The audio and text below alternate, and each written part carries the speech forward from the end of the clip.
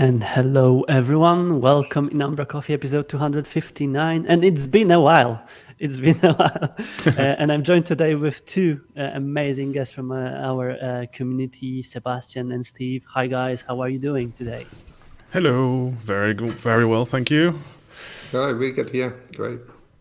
Yeah, thanks for joining me. Lottie specified it in the comments that Callum is going on stage in 8 minutes on Right NDC now. London talking about cloning yourself with Azure Custom Neural Voice. And it's still work in testing, as you can see, because he couldn't clone himself and join us here today. But yeah. Well, I have something that I might get axed for, so I'll be Callum today. He has cloned himself into me. There is always an axe flying somewhere nearby. But yeah, it's been a while. Callum was flying last week. I've been sick. And yeah, we discussed that finally we need to be back on track. And we are, because there's a lot of things to recap from the last 2 weeks. And yeah, let's kick it off and let's see if we didn't miss anything on the list. Starting maybe from something close to your heart, Sebastian, core collaborators team and the announcement that you are hiring or recruiting the new team members. Tell us more about it. Oh, I don't know. Who wrote this blog post? Oh, okay. It says cool. You, yes. but of course, it might be an I or ChatGPT. Who knows? Yeah. Oh no, it was me. It was me. I put my heart and soul into this one. Yes, we're core collaborators team, formerly known as the PR team, is looking for new members. And we specifically have a few requirements for you this time. Before it was pretty loose. We were just like whatever time you can give. But in this case, we're asking for about 2 hours a week dedicated from you. And in that in the vein of work-life balance, we will encourage you to ask your boss for that time to help us out. So you don't have to do it on your own time. Of course, if you want to do it on your own time and get some experience outside of work, that's also great. But it would be great to do that as part of your company, like growing in your company as well.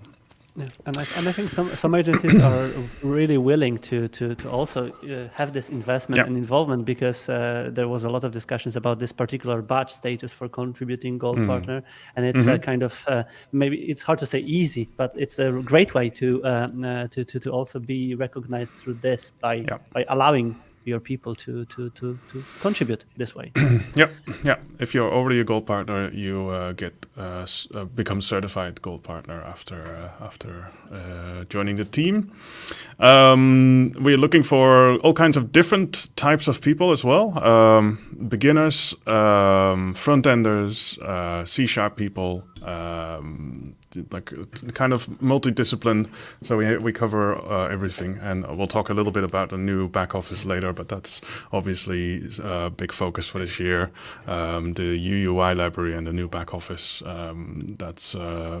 are going to be helping with pull requests there as well. So I don't know much about web components, so I hope someone on the team will. Me neither. But is it mean that the team is growing, or there are small shuffles and replacements? What are the aims for the size of the team? I don't know. I haven't looked at the applications yet, but current team members are free to reapply, of course. I know that at least Nathan Wolf will probably not be reapplying because he works here now. I also don't want him here. He needs to work on other great things. Will his boss approve this time too? Exactly. But I think we're looking for 5 people, possibly 6, because I've seen some of the applications already. I'm like, I can't choose. Maybe I want all of them. But that's a good position to be in, right? Yeah, right. Yeah. We can make your life a little bit harder then, because then this is the button, this is the link. So whoever is watching and feels like the expectations are matched and be willing to really help Umbraco and the whole community with facilitating contributions to Umbraco core, apply here and help Sebastian do it. And I am choices. especially still looking for people in the more diverse categories. So we are 3 white men here on screen, and we want something that doesn't look like that as well. Indeed. So please do apply. And when you are closing applications, Sebastian? Next Tuesday. This Tuesday. Yeah. Okay. So be quick. Ask your boss for permission. Exactly. Cool. So that's one thing, of course. Second thing that I've spotted this week, I couldn't attend this in person, but I watched the recording from the MVPs catch up, and that was an announcement about the program for the MVPs, and we've been talking about you've been talking about it with Warren and Emma about these changes, and this is also another way to contribute, to be recognized as contributions, and this there is a new address. I don't know if it, and I probably seen it on Twitter somewhere. That it was announced, and there's a way to apply to have an own MVP potential profile on the site, and then inject or share all the contributions that were done by the specific community members to let you in Umbraco consider this as a particular MVP award. We've specifically made it. This is. I think this is the first year where you can specifically apply. Yes. I don't actually remember specifically apply, but we want people to, and it's really hard for a lot of people. I know that, but we want them to brag a little bit about all the things they've been doing in the Umbraco sphere. In and around the Umbraco sphere, so that we get a bit of an idea of what's going on, what people are doing. Some people are flying completely under the radar, and we never see them unless they tell us about this. This site, you can, if you log in, you can track things you're doing or have done throughout the year, and that's before you submit your final application. Your final application will ask a few more questions about who you are and so on. This is a bit more like the way Microsoft is doing their MVP program as well. And if you know someone who you think should be considering this, I think there's an email address somewhere on this site here. Send an email with them in the CC. Send them a link as well. We would love to know who we should be thinking of when we are thinking of MVP awards. Yeah. I think that the one interesting pro tip from Warren was that submit initiatives as soon as they arrive, to not then feel like, okay, the May 1st or before May 1st, I need to submit everything what I have done through the year. Now set up the profile, and whenever you or we are talking on the event meetup, doing some contribution, applying to core contributions team, etc., just note it down and make it seen, because that's how you can also see it. This is the email. So you and Steve will log in after this episode and say, yes, we've done an umbraCoffee. I would need to do it every Friday then. Yes, please do. That's. I think you can summarize. I will automate it somehow. But yeah, that's a great, and we've been seeing this happening behind the scenes, because Microsoft and other platforms are also doing similar things, and it's from my perspective a lot easier to share what is done from the contributions perspective, but might be also having some room for feedback from the people who will apply. Especially the feedback was around someone else to nominate to, because in this case they need to create a profile, and we all been talking about imposter syndrome, and if we are there yet for the MVP, things like that. So please, I think I can speak for the people who might be exposed to that. Please speak and share your feedback with Umbraco and you guys as well, if the process works and how the process can be improved. But generally it's for the better and for the easier selection also of the people who might not be that obvious and exposed through the socials or whatever else is there. Yep. But please do, if you know someone in your surroundings, please do help them get on board here. We love seeing all the people that we might not have spotted ourselves yet. And yes, it's always good to give someone a good compliment, saying, "I think you should be an MVP," and here's how you get started. And I don't know if you see, but I have finally some beautiful place for my Umbraco goodies, and there is the MVP. So I'm not good at it yet, but somewhere there. But yeah, and there are some beautiful pictures from the various events here. So that's that's great. So yeah, that's MVP and MVP changes. Other update was around marketplace, also to capture and mention. And we've been talking before going live about one particular feature, which is a validator for the packages. And Sebastiaan, are you capable to tell us more about this validation? Yeah, this is really great. So this came out of some conversations on Discord where we were like, the early adopters of the marketplace were like, oh yeah, I've changed my marketplace.json file, but I'm not sure if it's working. Now I have to wait 2 hours for it to revalidate. So why don't we build a validator? And that's exactly what Andy then did. So you can give it your NuGet ID, so the NuGet package name, and it will go and look for you if you've done everything correctly, and it will give you success and info and warning and error and those kinds of things to see how it will eventually show up on the marketplace if you submit it. That's a really nice and feature. the most important button at the end of that one is yes, please request package sync. So if you've done your updates and they need to be in the marketplace, you can ask for it to be done on demand now as well, instead of waiting.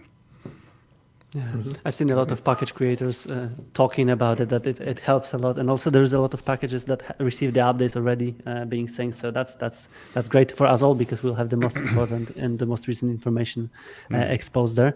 And there's some other updates to the marketplace mentioned here, and I think it's worth to check out what is going on, because the platform is growing, and as we all discussed for a while, it was just a phase 1 for the marketplace, and now it's getting better and better with every potential upgrade too.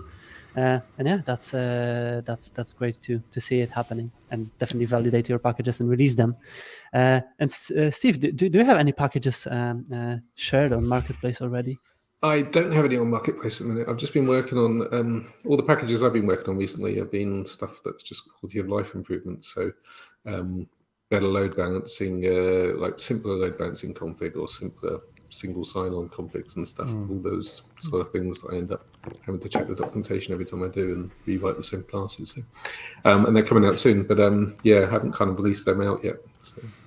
Nice.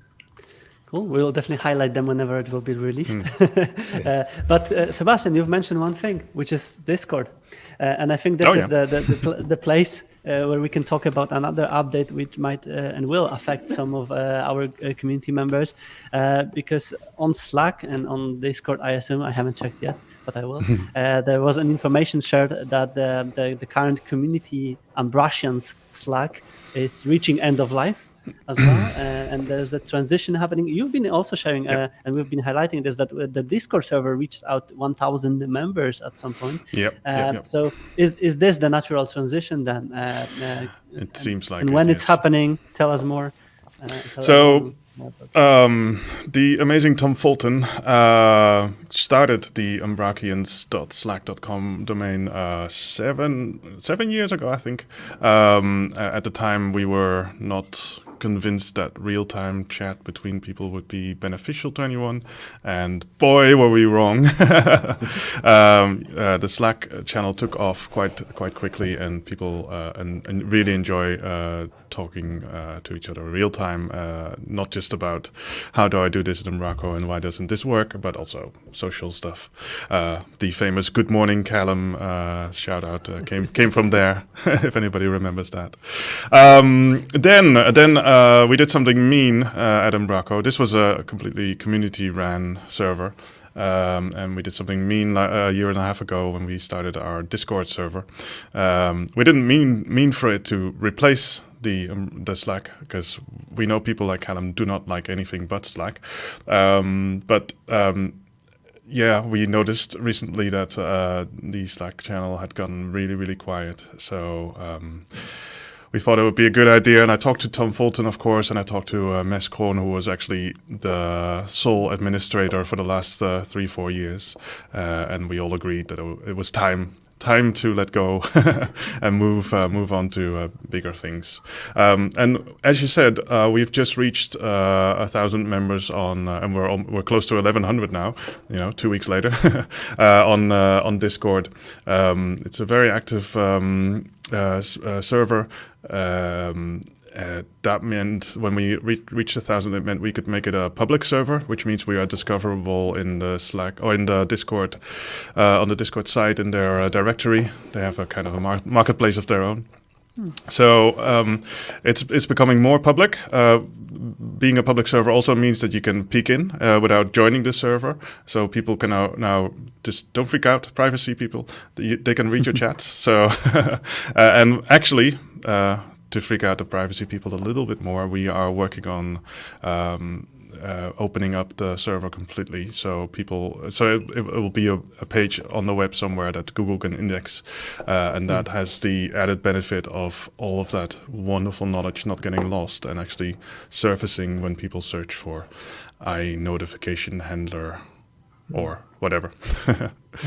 We'll put some special messaging in when that starts happening, but that's the goal for us, to be able to surface that, even the real-time chats as well. And what's the estimated time when it's Slack closing? That was announced. The Slack will be closing at the end of next month, so March 1st it will be gone. Yeah, I think the message that you've shared on Slack was interesting. That because personally, I do mostly DMs there. I just poke people. This is where I poked Steve, for example, today to reach out.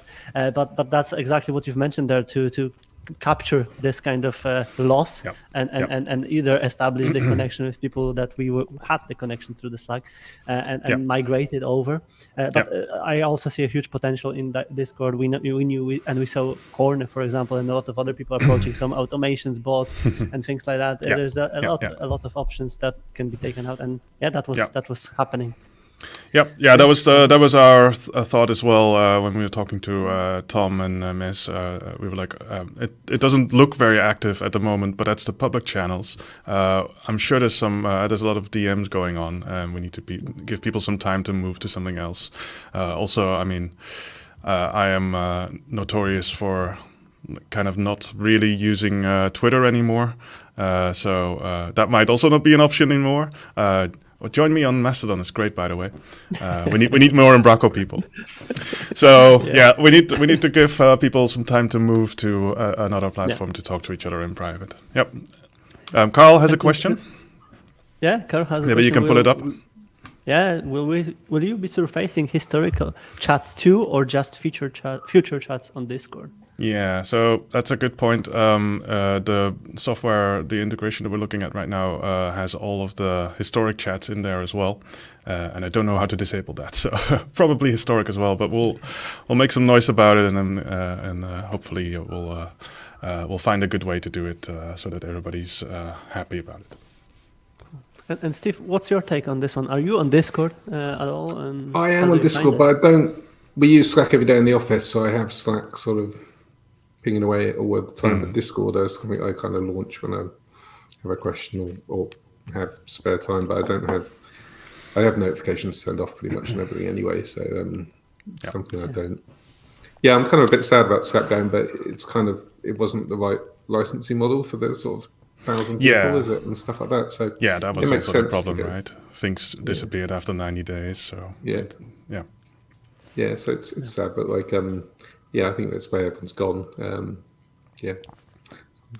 Same here. I use Slack daily too, and Discord I used in the past but stopped using because I couldn't keep in on being up to date with the messaging. And my goal right now is not to be up to date, but right now, if we'll all agree that this is the place where we seek for the conversations and maybe not a real-time interactions because it's not only real-time, right?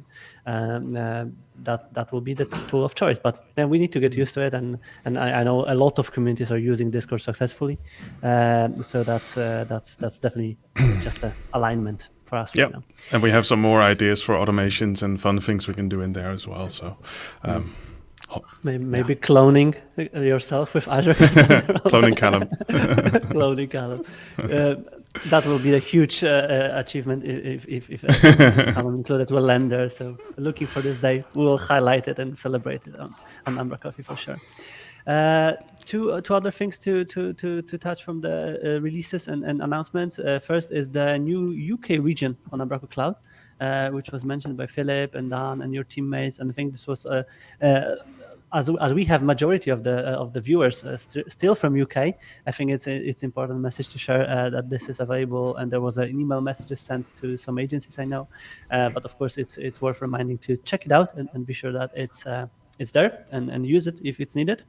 And second was something what is worth an axe, Sebastiaan, right? Something what you felt like might be interesting to share today.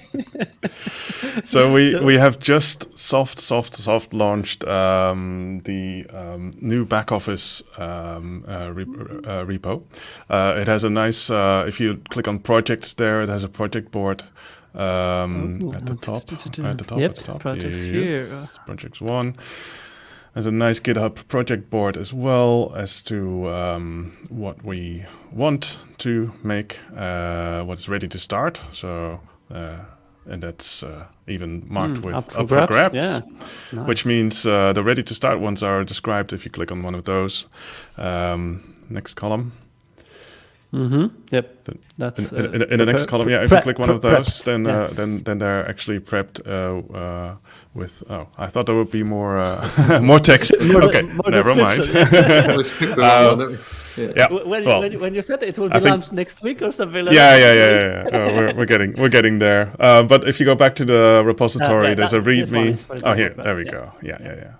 But there's a full README now with how to get started. We have added the new back office this project as a submodule, a Git submodule in the V13 branch. So you can actually start running it on the V13 branch now. So you can see what it looks like. You can build it. You can change things and contribute back to it. So there will be you can now start making pull requests to the new back office, which is coming soon.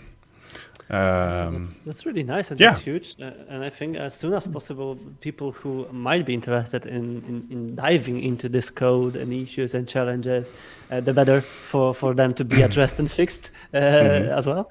That's great. And kudos to everyone.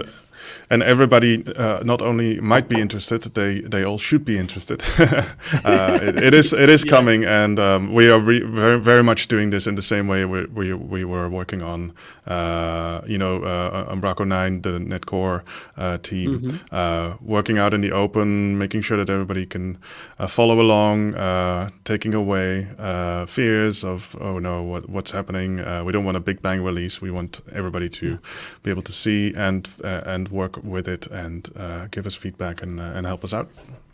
Yeah, it's interesting to see that it already has more than 3,000 commits. We've been working for a while, yeah. It's really interesting. So we've been working towards getting it ready to contribute to. And that next week we'll have an announcement. This announcement. So. I jumped the gun a little bit, sorry. Yeah, that's really great. And thanks for sharing this, Sebastiaan. And I think that everyone who might, of course, we'll include this link in the video description, and if you want to be able to track it down. But yeah, check it out and share your feedback as soon as possible. That's really great. Other than that, there was some community activities that I wanted to talk about, and I think this is also good to combine with the explorations of knowledge, because I don't know, Sebastiaan, I saw your tweet or your communication somewhere about the event itself, and I must say, I don't know, Steve, if you watched this or participated from your side in the community day, but it was an amazing day of talks out there. And I must say that I was amazed by the, first of all, quality, the organization, and content itself of the talks. And here again, big kudos and congrats to everyone who was behind the organization of this event, Callum included, and also the other people who were in the studio, Purnima, Hank, and everyone basically who did share knowledge. And this knowledge right now is on YouTube. So that's even better for everyone who missed it, because Lowlands community channel has all of the videos, all of the talks recordings right now available for us all. So no FOMO, no missing out of the content that was shared there, and you can all rewatch that again. So Sebastiaan, you watched and participated during the event. Any highlights from your side? Yeah, so we had Emma, my manager, and my new colleague Alan over in Copenhagen. So we had the community day on the screen all day, much as we could at least. It was really nice, very well done, a good event. So many great talks, very interesting talks as well. Personally, I always love watching Lee Kelleher explain stuff, so that was my favorite. And there was a good few ones surrounding accessibility, which was really good as well. Yeah, just great stuff all around, and I really loved seeing people joining from all over the world. There was 2 people from Indonesia doing a talk, and I didn't know there was an Umbraco community in Indonesia, but there is one. So I have also talked to Emma about when there's a meetup in Bali, we should all go, of course. Yeah, that's probably something worth umbraCoffee out there too. There we go. But it was a great event. And what about you, Steve? Did you catch up? I caught a couple. I've got to catch them up on YouTube, I think. Yeah, I've caught a couple. I caught Lee's talk. Yeah, very brilliant as always. So yeah, I've got to catch up on a few of them. Yeah, but I really like the whole studio setup. It was really playing nicely and smoothly, and I used it as a radio for the day. To be fair, it was like a background noise, just talking about something Umbraco, which was really cool. But Callum did share a lot of statistics, and I can send everyone to Callum's Twitter account because there's a lot of numbers, and for all the data freaks and people who loves numbers and statistics, there is a lot of interesting information out there. For example, information that there was more than 1,100 of views with average watch time over 40 minutes, 550 individual viewers, and 103 currently at the peak. So it's a huge number, 20 speakers and 3 very happy organizers. And also some other stats shared later on with the top countries. And that's what you've mentioned, Sebastiaan, as well. There was a lot of people and also speakers from India, and it was seen on the statistics. But top countries were UK, Netherlands, USA, Denmark, Sweden, India, and Australia. Then, so a lot of great insights, and it just proves that the community is everywhere, almost everywhere. And yeah, it was a great success, I think, from the perspective of the organizers, and more of this to come, hopefully during the year. And that was Umbraco Community Day online, and now we can head to you, Steve, for a little longer, because it's not an online event that we can talk about, but it's Umbraco Spark happening on 10th of March this year in beautiful Bristol. Tell us more about it, and tell what is the status of the event from your perspective now as an organizer. So we're kind of getting there now. So we're closing. We're still looking for more talk submissions. So if you have an idea, get it in. But you've got till the 31st. So you haven't got long. If you have an idea, let's get them in. We've got a few on we've sort of got on the site already, just to whet your appetite a bit. Ticket sales are going well. We are expecting to sell out. We've sold out every other year, so get in if you don't want to be disappointed. We only fit about 120 people in the venue, so we filled every year. I mean, we haven't done it for, this is 3 years, is it? Like 2020? The last one. We were having some memories from there. Yeah. Everyone, to be fair, it was the last event. We've said that multiple times. The last event before lockdowns. and it might be a really nice reference point, right, in time. Because everyone who I spoke with about Spark says that, oh yeah, that was the great event just before the lockdown.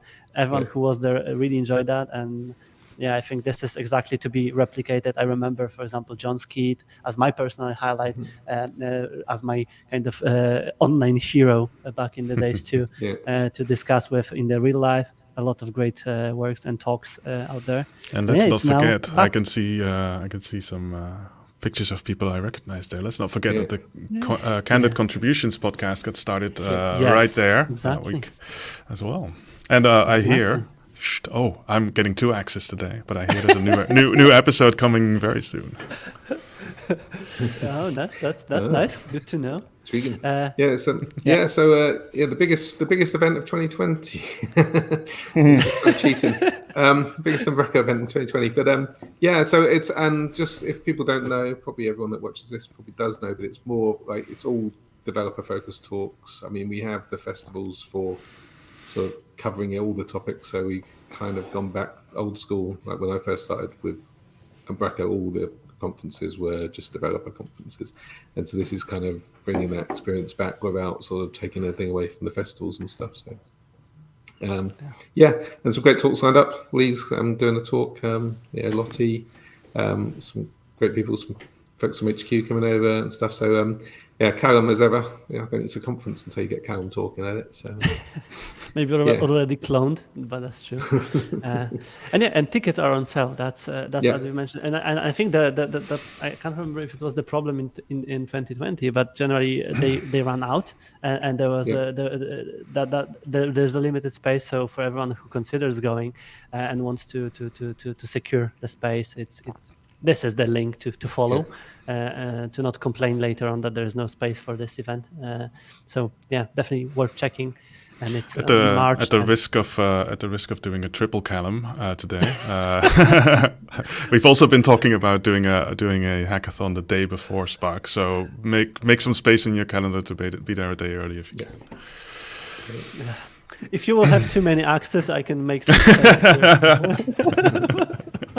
You really want an axe, don't you, Marcin? I just moved to the new house. You need decorations, yes. No, there's plenty of wood waiting for me to axe it. Literally. But I have one not branded with Umbraco logo though. No, but that's true. Yeah, so that's great, and of course, the more opportunities to contribute and do some crazy hacky, non-hacky stuff together, the better. And then we can jump to the other, maybe a little bit bigger this year event than Spark for sure. That is also happening relatively soon. And of course, we talk about Code Garden, and the talk submissions that can be shared in both places can be also submitted to one or another, because there is a 10, if I'm correct, the 10th of February is the deadline for the submissions of Code Garden talks. But of course there are some updates to the lineup. There are some first speakers announced, a great set of speakers and variety of talks that we already discussed with Callum on the umbraCoffee 2 weeks ago, if I'm correct. But also this week there was announcements about the diversity tickets available. And that was something what was brought into discussions by some community members on Slack and on some other locations, and now they're back on track. So for everyone who might be interested in applying for the diversity ticket cover, it's here and it was announced this week. So worth mentioning for sure to give the space and ability to apply for this kind of tickets, because there was also a lot of discussions about the approach to financial aspects of attending Code Garden, how to divide it into maybe installments or some ideas for the community to be able to secure the space as soon as possible, and then just await maybe for the event to happen, because for some people obviously it's a huge cost and investment too. To be able to attend, and it's always challenging to align. But that's what I wanted to mention about the Code Garden, and it's Yeah, it's really close in time. I've said to Steve when we started talking today that it's the end of January already. It's like only 5 months left, so it's not that much, and still a lot to prepare and discuss. And great videos, by the way, still in this background header hero, however we'll name it. So yeah, that's this, and some releases and updates at the end of the talk on the new updated and refreshed marketplace platform. So recently added passwordless back office, really nice looking package from Infocaster and company and team for easy and secure Umbraco back office access with your fingerprint or Face ID using passwordless. So it's an integration with the login provider.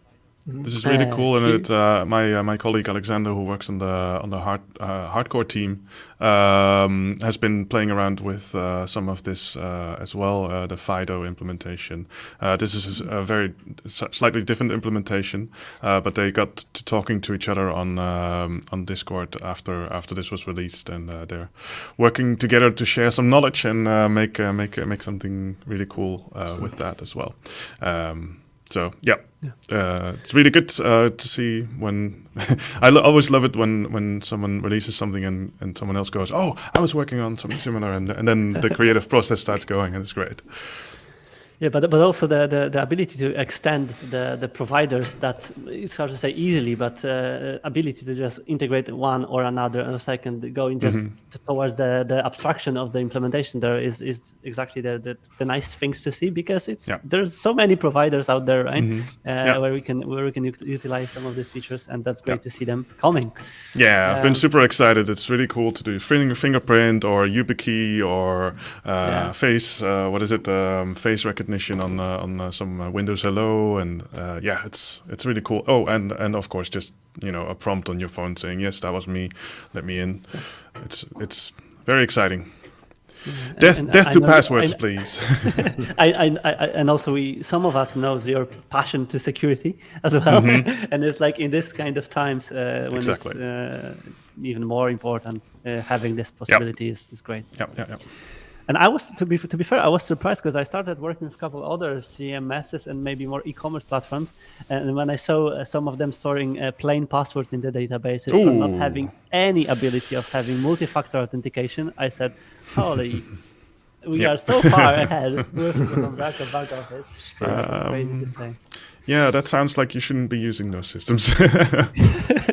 That's why I'm trying to convince customers to move to Umbraco. Right? That's good. But yeah, some small packages from Chase for sitemap routing and robots.txt handling. So another options to handle this available on the marketplace. A block preview package from Rick Butterfield. We've mentioned it a while ago. Now has some more documentation, or some more information, and it's really nice to see this able to be used for the block previews straight from the back office. Great, interesting. By the way. Yep. Yeah. And some cool contributions and some cool references to the community work straight from Rick here. And one more I wanted to mention, some of the property editors that got updated, some enter-speed integration updates too. But one more thing, which was pre-flight, straight from Nathan. And Nathan was so proud that he even tweeted that it only took him 18 months, but there is a new version of pre-flight for Umbraco 10 and 11.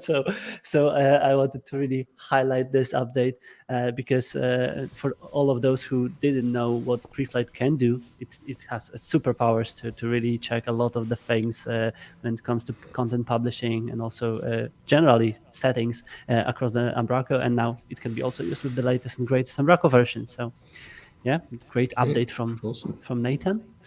And last but not least, Uskind as well follows almost every update of the Umbraco and aligns with their packages immediately. So there is a version of Uskind for the recent Umbraco 11.1 and already ready to be used by everyone who loves the site builder and all the Uskind possibilities for teaming and using it with Umbraco there.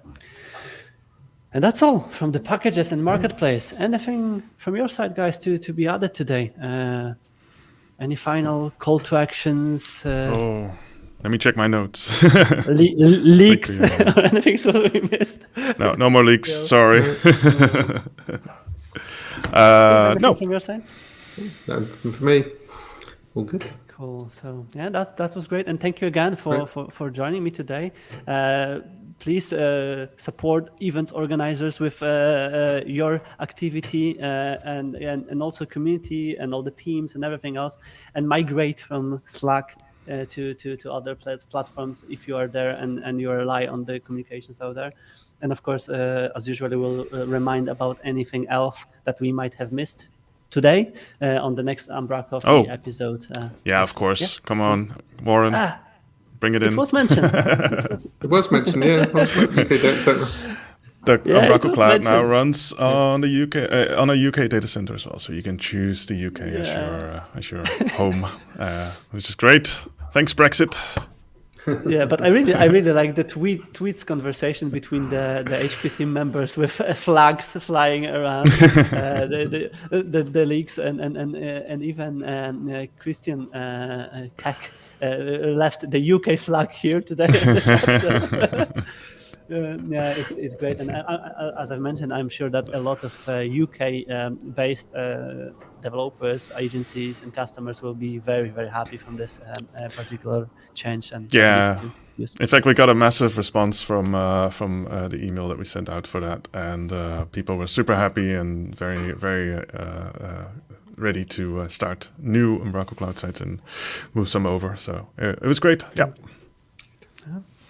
Cool. So hope to have more to talk about updates in the next future. But obviously we'll catch up on the next umbraCoffee with not cloned but present Callum, hopefully. Are you both going to be back? Or we clone each other after this lesson. We'll find out. We are still aligning internally what to do. Yeah, I don't know if we can handle two Martins at the same time. We'll try. I can try. I don't know if I will handle that, to be fair. Yeah. But yeah, thank you again, guys, for joining me today. Thank you have for a the nice invite. Rest of the day, everyone. Of course, You like, too. subscribe, share, and do everything what you can do to. Yes, everybody who's joined the Discord, go and like and subscribe, because umbraCoffee needs 1,000 as well. Exactly. Thank you, Sebastian. Cool. Have a nice and lovely rest of the day, everyone. See you soon and enjoy. All right. Bye. Thank you. Bye. Cheers.